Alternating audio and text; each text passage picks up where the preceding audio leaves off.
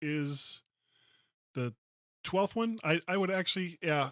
Okay. My show notes say it's the 12th, Mac to the Future. So I'm going to go with that. That's what I'm going to go with. Um, this is Mac to the Future. Go episode 12. Waiting for the dub. This is okay. A couple things to talk about before we go on with the show. Obviously, number one, Kismet, our the kitty that we got down in Blacksburg, Virginia, has decided to join me this evening. I don't know if she'll be here the whole time. She's a cat. She kind of makes up her own mind on these things. Um, now I did the show early last week by a day because I was going to a family reunion in North Carolina on my wife's side, which went really well. It was a good time. It's always great to see them. And for those of you who don't know me, I've been a smoker for like a really, really long time, going back to like a teenager in the 70s down in South Florida. And I've stopped a couple times. Notice I didn't say quit. I stopped. When it comes to things like addictive behavior, you are only one step from having all of that all over yourself again. You never quit being an alcoholic. You never really quit being a smoker. You never quit being, whatever behavior it is that you're trying to get away from. It never really goes away. It's just a question of when you get up in the morning, you say to yourself, okay, well, today I'm not going to do whatever that is. And for me, because I've never really been a drinker, I stopped doing a lot of the other things that the 70s were known for a very, very long time ago. And, not because I thought it was wrong or, making a moral judgment or anything along those lines. I just didn't really enjoy it. And what's the point in doing something that's potentially illegal if you don't enjoy it? So that's where I'm at. So anyway, it's been since last Thursday, and it's now Wednesday, so I'm going on like 5 or 6 days, and it's a struggle. I've stopped a couple of times, and it almost seems like as I've gotten older, it's gotten harder and harder to stop doing things like this. It helps that my wife doesn't smoke and my kids have never smoked, and um, these days it's harder and harder to find a socially acceptable area where you can smoke. But I saw that this trip was coming up, and that I would be away from work, which is where most of my stress levels seem to grow. And I thought, well, you know what? Let me try it again. So I was going to be around a lot of people who didn't smoke, and it just seemed like that was the time to do it. So going on, as I said, 5 or 6 days now. Um, thanks to everyone who has encouraged my good behavior. My brain still feels like there's ants crawling around inside of it, and it may be like that for a while. But I'm doing the best I can with it, and hopefully, the problems associated with nicotine withdrawal will become less and less, to the point where I don't think about it. Now, in about 2 to 3 weeks, I'm going to Florida with my younger son, Peter.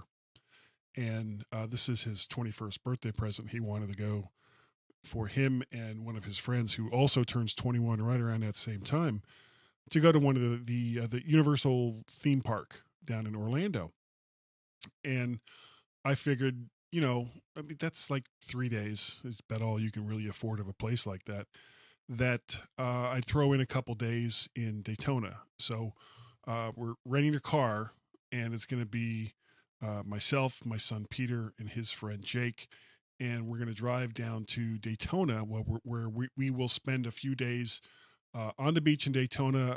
My nephew's there. I've talked about this before. My nephew's there. He's got surfboards. I'm going to try to surf again, but again, I'm going to be surrounded by a lot of people who also don't smoke. So I'm hoping that all the activity, plus of course that we're talking, 2 to 3 weeks from now, that I won't think about it that much. So anyway, that's the update on that. Let me come over here real quick to the chat room. Let's see. Suds Carr says, "Hey all." Hi Suds. Brian Monroe, who was always seeming to be the first person in the chat room. Hey Brian. And let's see, bugs on my brain. Yes, they are. Warren's here. He says, especially Ed. I guess that means Ed is going to bug me. And he says, Warren also says, if it helps, you can make fun of members in this group. I could do that and still smoke. But thanks everybody. I do appreciate it. Now, of course, the whole thing with me stopping smoking has nothing to do with what I wanted to talk about tonight. And the title for the show tonight is Waiting for the Dub. And the reason why I call it that is on June 5th of this year. So we're talking about 2 weeks from now, a little less than 2 weeks from now. Apple's Worldwide Developer Conference is going to begin, and we will get a kind of a hint on what the future of iOS and the Mac OS and it's, you have to remember, I know a lot of people are talking about how Apple hasn't updated hardware in a while, and maybe they'll show some stuff off, and they might. I mean, they have done it before, but for the most part, I mean, if you look back in WWDC history, for the most part, Apple doesn't announce. Apple doesn't announce much hardware. It's mostly about the operating system and where they're taking those operating systems, and to give kind of a sneak peek to the developers who are making all the great apps that we want to see. So let's talk a little bit about what's probably coming for WWDC. And of course, I don't have all the answers, but the internet seems to think they do. So let's first talk about iOS 11. Now, this is actually going to be the 10th iteration of iOS. And one of the big things that I'm hearing is that Apple may yet unveil another social networking app, this time kind of focused on video. Now, they haven't had much success with social media over the years, and I got to kind of wonder why they're going to focus on video. And if it's video focused, why just rumors for mobile devices, other than, that's where most of it is shot. But if you're shooting mobile video, you're shooting video on your phone, or you're shooting video on whatever, for the most part, most people, if they're serious about video, they're not going to edit it on the phone. And iMovie for, what do we got here? Ah, my old friend. Hey, Daryl, how's it going, dude? Daryl and I, back in our traveling days, and by travel I mean travel. He was one of my roommates. Man, I'm stunned and surprised and delighted that you're here. So congrats, thanks, Daryl. Thanks for being here. So, come on. Sometimes it's kind of hard to keep things going here. But getting back to iOS 11, I would, to edit video on your iPhone or your iPad, there are some tools. I know a lot of people talk about iMovie. I'm not a fan of iMovie. I really don't like it that much. My son Peter uses an older version of it and does some amazing things. But it's never been a program, at least not since they made big changes to it in, I want to say, '07, '08, '09, that time frame when it became almost like Final Cut Light, but I mean really super light, where for the most part you were still dealing with a single track like you were with the other version of iMovie, but the ability to have a lot of different plugins. And there was a company, this guy named Bruce G, and the company's name is G3. It's still out there. He had some amazing plugins for iMovie that couldn't make the transition over to the new version. Apple, for whatever reason, discouraged plugins for iMovie. They never did it with Final Cut, but Final Cut being more of a pro application, I guess.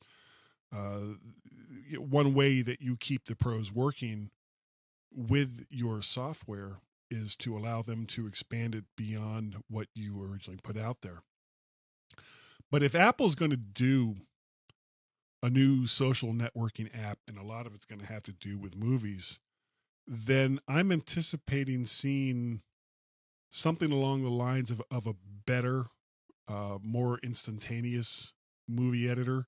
I think Clips showed us that Apple is working really, really hard on making an application that allows you to manipulate video in real time. For those of you who have tried Clips, you can see that as you speak, the words that you were saying, mostly, I mean, it's not 100%, but for the most part, the words that you're saying are popping up on the screen. So it's kind of a cool little app. Give it a try if you haven't already. It's no charge for it. But I would like to see some tools for live video production, doing something like live casts with iOS, but with an Apple solution instead of a third party. Because I mean, who's going to know the hardware and the software better, or how the OS is going to operate with that hardware better than Apple? So I'd like to see Apple do something along the lines of that. Create and even if it's only for this rumored new platform that that this live stuff would work. This is doing live casts is something that's becoming a real thing, and whether it's on YouTube or Facebook or Google or some of the other various platforms that will allow you to do live casts, it's becoming more and more of a thing. There's a lot of people jumping into it. It's something that I wanted to jump into, and so I did. So I'd like to see Apple give us some better tools, especially to use with mobile devices. But as far as iOS 11 goes, I would also like to see multi-user sign-in for iPads, and at least the start of an easier-to-use operating system for large-screened iOS devices, connectivity to larger screens. Actually, I'm going to show you guys some. I know I talked about this a long time ago. The Remix Mini, which was a little device that ran off Android, but it gave you like a full desktop environment. And I'm going to show this. This was the whole device right here. It's the Remix Mini. Now, unfortunately, they didn't really keep up with it that well. They kind of let it lapse, and it never got past Android 4. So I'm not sure what the number of that one is, but for what it worked really, really well. You could run Microsoft Office on it. You could see how small it was. I mean, that just fits in your pocket. It's got Bluetooth, it's got Wi-Fi, it's got USB.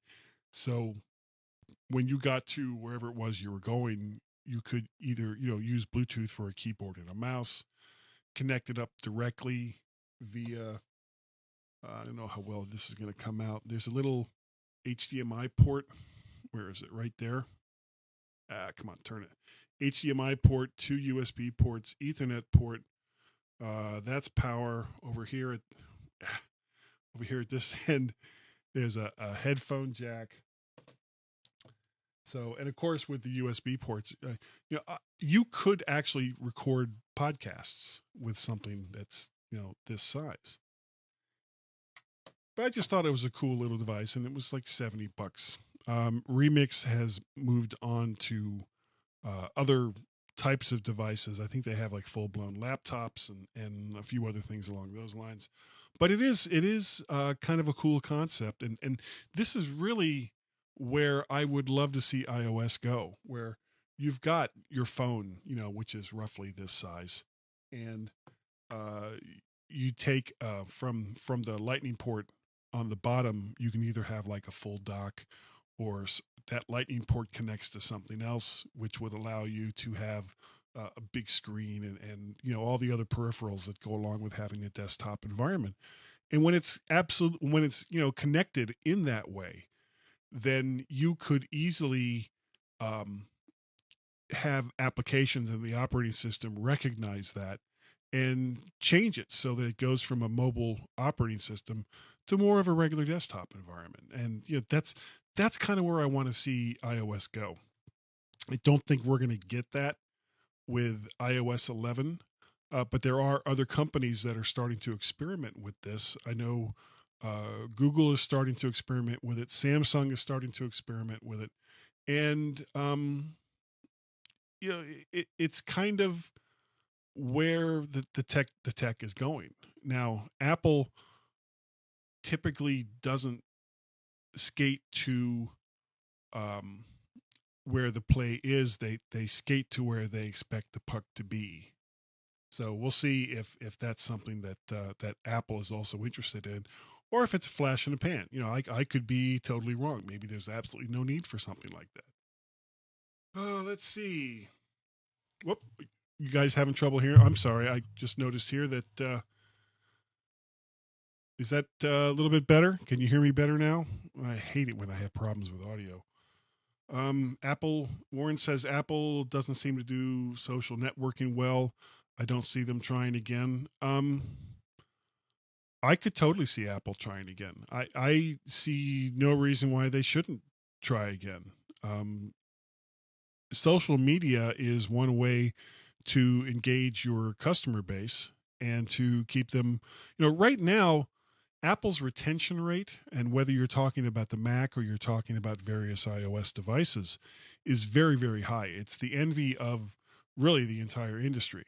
And I don't see that changing, but you have to be careful because industry leaders today can become tomorrow's joke. That's happened before with Apple. And I think that, they're kind of hedging their bets along those lines, but I would like to see them at least, to keep trying, even if they don't succeed the first, second, third, or even fourth times. I mean, look how many times it's taken them to even get cloud computing close to being something that's usable. Um, I don't particularly think iCloud is that great a service, but I can see where they're going with it and that they're taking their time for reasons probably best known to them. We'll see how that goes. Let's see. Brian Monroe says, "Yep, now they have a good relationship with Facebook. It's not really needed." I don't know how great a relationship Apple has with Facebook. I think the problem with a lot of the companies that Apple partners up with is that for the most part, they're one-trick ponies. Facebook, Netflix, Instagram, Flickr, all of these services that Apple ties into, for the most part, that's all they have. And if something falls out of place with their core business, then they're kind of screwed.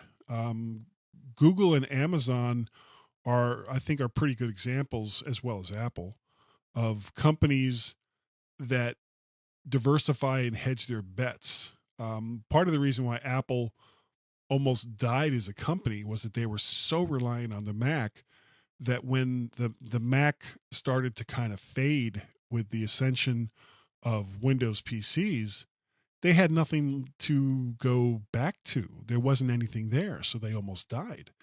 it wasn't until they started to kind of diversify.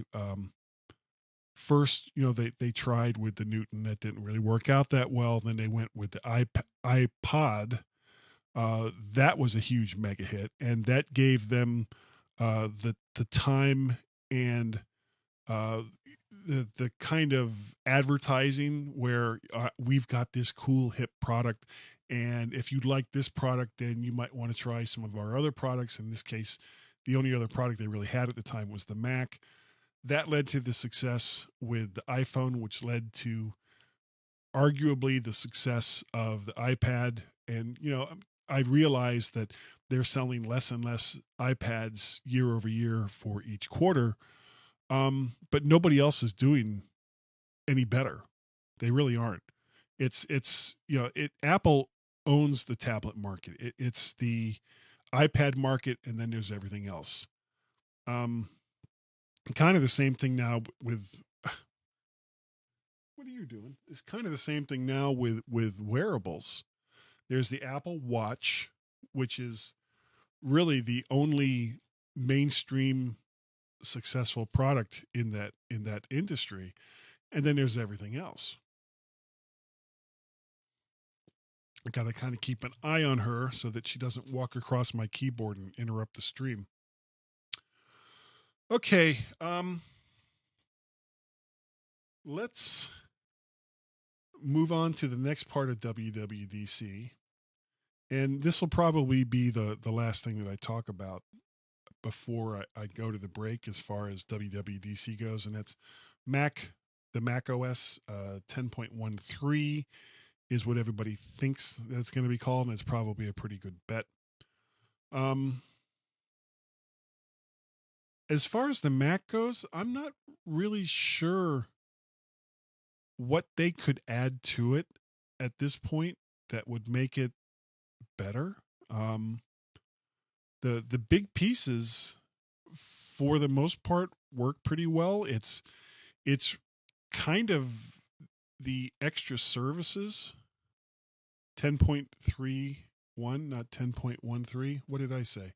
Oh, no. Sorry. 10. Yeah. 10.13. We're currently using 10.12. And I will go right here. I don't know why did I get that wrong? Nope. We are currently on 10.12.5. So the next one, assuming that they keep their numbering consistent, would be 10.13.1 or 0.0. Some of the things that I would love to see them change is iTunes, for one. iTunes is a hodgepodge and a mess, and it needs a lot of help, and it needs a lot of work. Some of this is Apple's fault. Some of it is the fact that because they don't own the content that you access through iTunes, they have to jump through a lot of different hoops to keep their content partners happy. And I don't really know what else you can do or say about that. It's frustrating that iTunes, with all of its potential and with all of its market share, and there really isn't any other content platform, maybe Amazon, that's as big or as profitable than iTunes, but it just sometimes is just so damn frustrating to use. I've got an Apple TV upstairs. I constantly have problems with home sharing, getting it to recognize that I have authorized iTunes to serve up content to those devices. And I don't know why it's such a pain in the ass to do. Anyway, I think we are going to take a little break here. And when we come back, we will talk about, this is the problem with having a cat. Start getting fur in your mouth. We'll talk about TV OS and Watch OS and some of the other things that they may do in WWDC. And we'll be right back.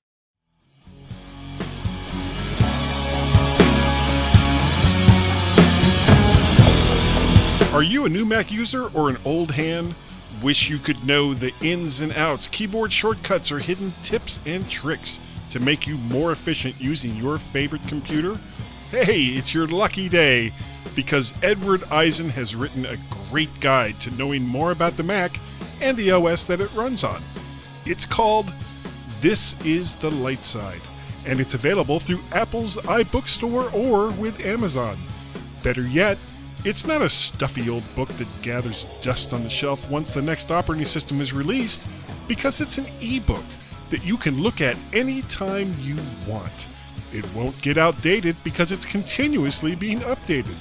Information on setting up your new Mac, installing and getting rid of applications, security settings and what to look out for, keyboard shortcuts, some basic app recommendations, how to use Windows on your Mac, if you really want to, that is, advanced topics, searching, using iCloud, and much more.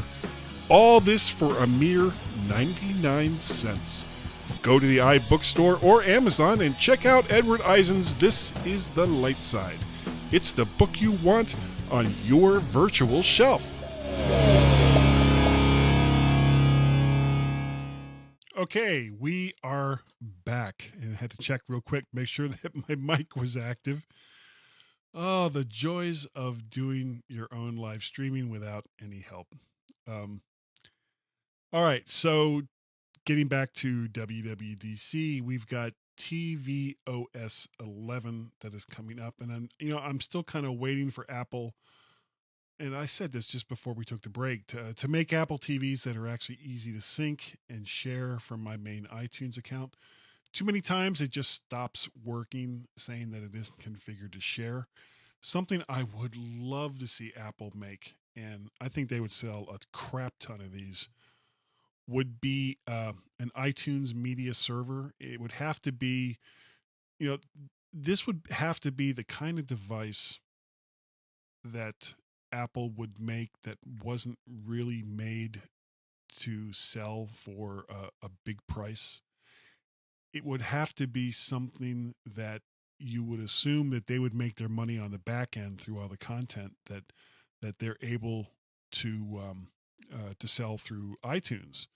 So just a little mini server. Doesn't even have to have any storage, as long as it can get to wherever your content is in your own network, then it would just work. It would just see that content, organize that content, and when it sees devices that have been blessed to use that Apple server, like iOS devices, like Apple TVs, like your Mac, then it would go ahead and stream whatever content it was that you were looking for.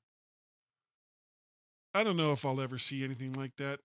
It's frustrating that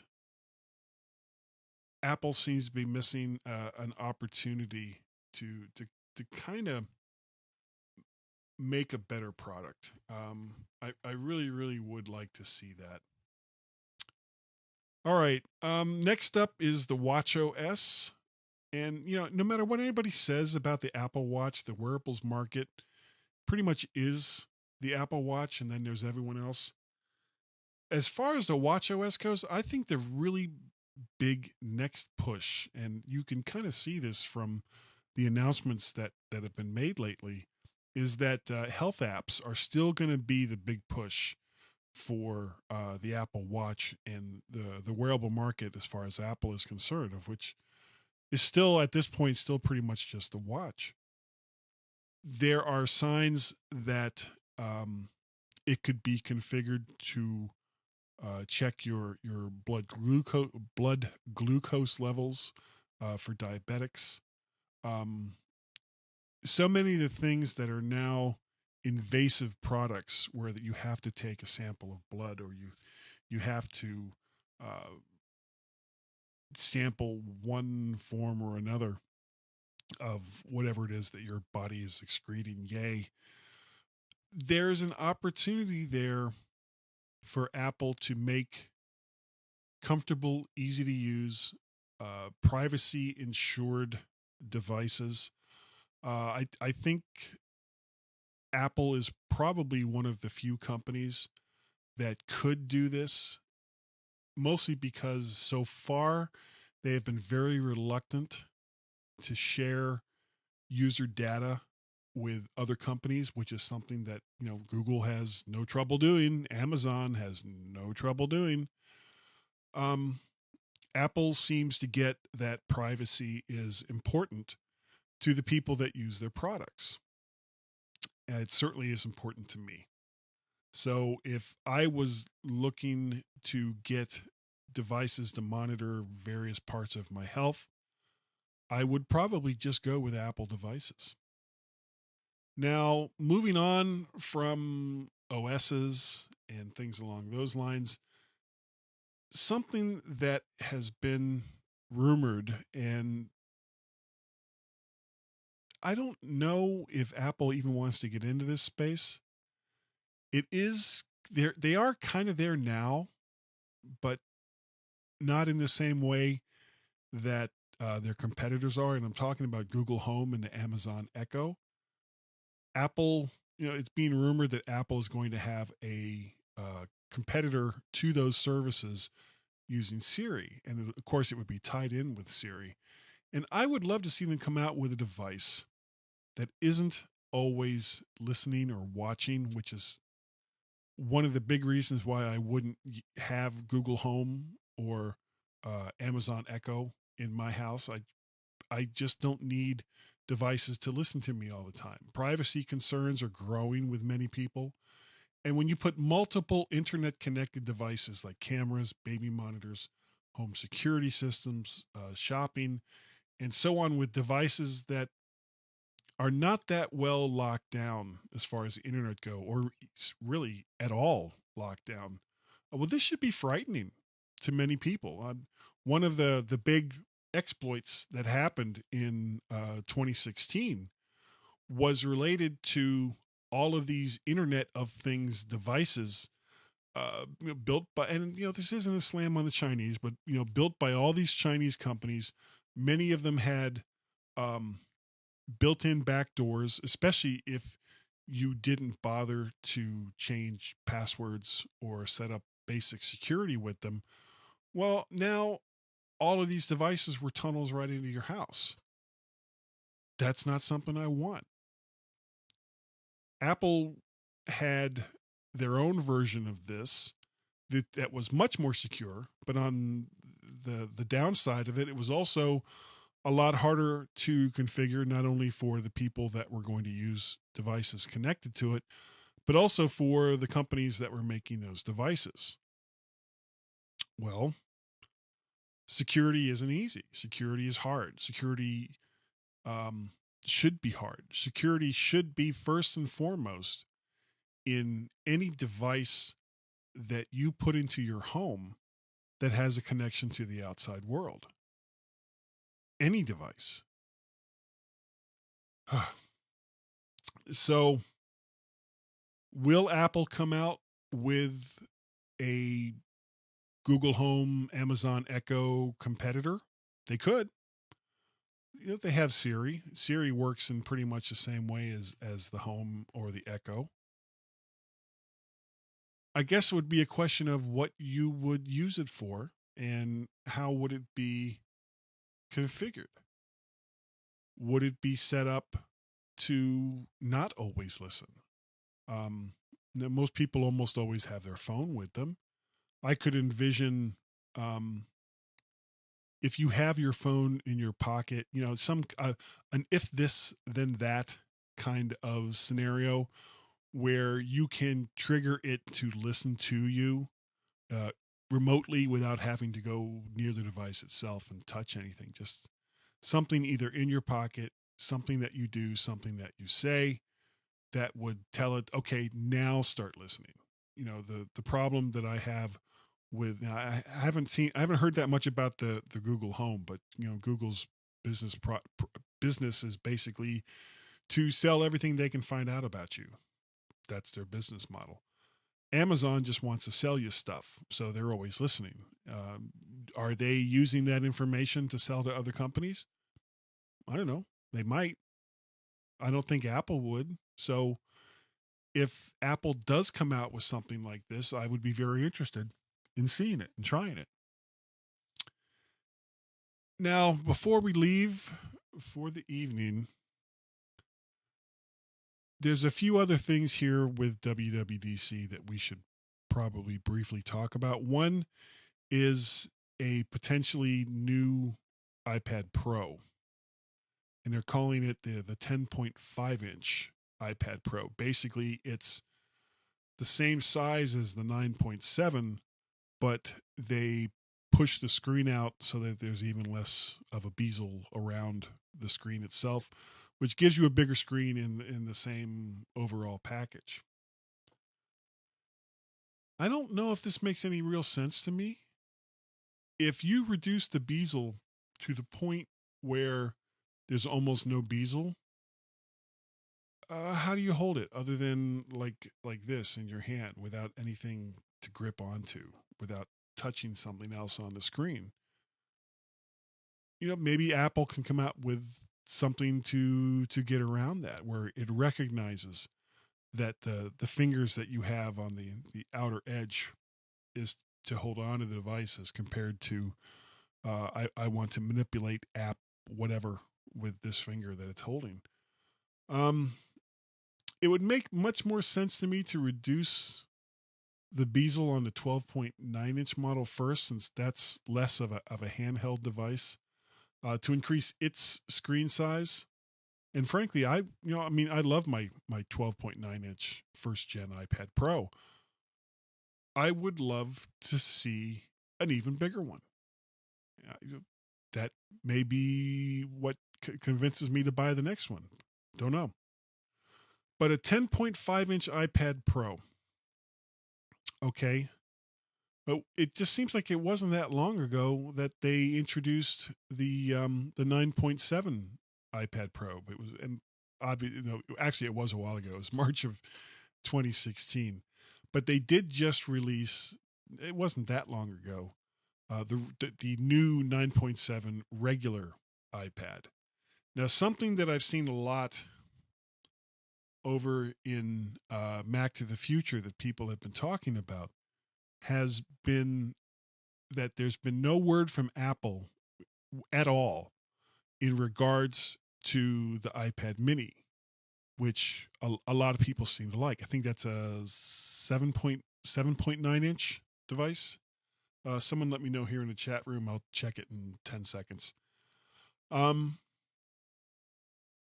It's been a long time since the iPad mini was updated, and there's a lot of speculation that they won't bother. So if they don't bother to update the iPad mini, does that mean we're still at three sizes, where we have the 12.9 inch iPad Pro, we have the 10.5 inch iPad Pro, and then the 9.7 inch iPad? Well, a 9.7 inch tablet is not a small device. It's not the kind of thing that you would necessarily carry on your person like you would an iPad mini. Let's see. Yeah, mini is 7.9 inches. Okay, thank you. Now they've come out with larger phones. So we have bigger phones in the 4.5 to 5 inch range. How much bigger would you buy, as far as an iPhone goes, than the Plus models, which I believe is 4.7 inches? Sometimes I get myself in these conversations and it's like, okay, I'm going to talk about this intelligently until I can't. So, I thought that the regular iPhone, like the 7 was 4.5 inches, and the iPhone 7 Plus is 4.7, or is it a little bit bigger? Somebody tell me. Need to know. But if they had one that was in the 5 to 6 range, 5 point plus is 5.5 inches. Okay, so the regular 7 is 4.7 inches, plus is 5.5. Would you buy an iPhone that was 6 inches or larger? Would that fill the void for you, for the people that like the the iPad Mini? I don't know. I think that would be too big. I couldn't envision having a 5.5 inch phone until I got my 6 Plus, and now I love it. I love having the bigger phone. Would I still love it if I couldn't fit it in my front pocket because it was over 6 inches? Because it would have to keep, more or less, it would have to keep the same form factor, just with a slightly bigger screen. Otherwise, you couldn't use it really that well. A lot of the applications would have to scale up or scale down in order to fit on a bigger screen, which they don't have to do right now because it's got the same, not really form factor. It's got the same resolution, more or less. X over Y is the same for both of them. All right. So if they never update the iPad Mini, how would that affect your decision to buy an iPad? How would that affect your decision to buy a larger iPhone if a little more screen real estate with a portable device is what it is you were looking for? Nope, nope, nope, nope. Lots of people saying nope. They wouldn't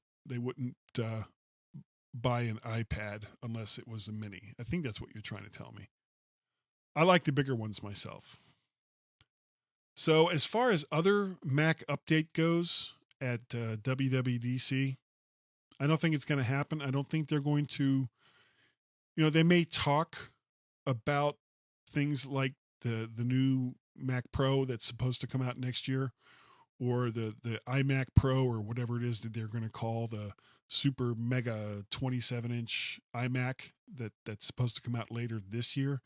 They may talk about those briefly, but I don't think that they'll show them. I don't think that they'll have much in the way of specifications for them. I think they may acknowledge that they're coming because everyone is just up on pins and needles waiting for Apple to release something in the Mac range. We haven't heard anything about the Mac Minis in a long time, and this is a machine that a lot of people cut their teeth on when they moved from Windows over to the Mac, and it deserves better. Frankly, yeah, it deserves better than what they did to it in, I think it was 2015, when they had, I mean, it's a dual core machine, for God's sake. In 2017, you're still releasing for $600 to $800 a dual core i5, and even worse, the lower one is a 1.3 gigahertz dual core mobile processor. When did that become a good idea? The Mini should be a full-fledged, easy to use, no compromise computer, just as the iMacs are, just as their laptops are. And yeah, you can argue that there are some compromises, but those are kind of esoteric points as compared to something as crippled as a 1.3 gigahertz processor in a desktop machine. Now that can work for MacBooks, but you're not going to, I just don't see people using Mac Minis in the same way that they use MacBooks. I just don't understand why they've treated the Mini as they have. And I'm hoping that probably not this year, but next year we'll see a slew of brand new Macs to come out, updated machines to kind of show that Apple still has love for the Mac. and that they're not all just about iPhones and iPads and watches. We shall see what we shall see.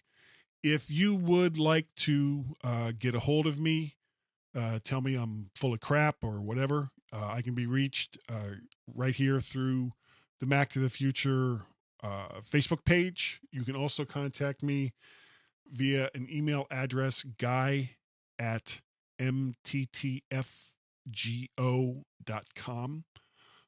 We have a telephone number, 703-436-9501, 703-436-9501. That's a Skype number. You can contact me that way. You can reach me on the Twitters. I am Mac Parrot over on the Twitters. I would love to get your feedback. Tell me what I'm doing right. Tell me what I'm doing wrong with this live cast. Frankly, I think I'm going a little too long with them.